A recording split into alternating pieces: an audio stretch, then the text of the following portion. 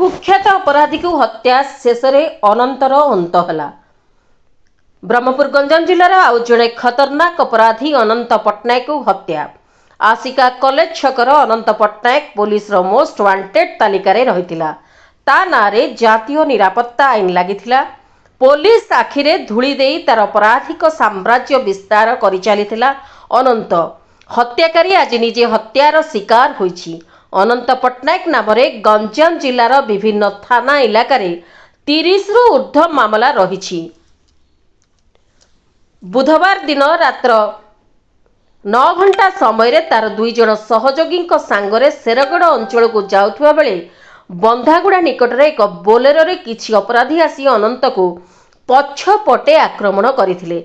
घटनास्थल रे ही अनंतर मृत्यु घटितिला।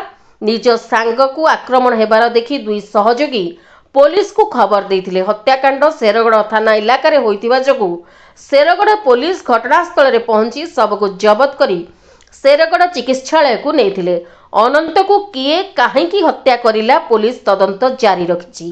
एही हत्याकांड पूर्व शत्रुता को नहीं होइतिबा चर्चा हेउछि। शेषरे आज अनंतर अंत होला बोली चारिआडे चर्चार विषय पलटिछि। Bureau report, Jagannath news 24।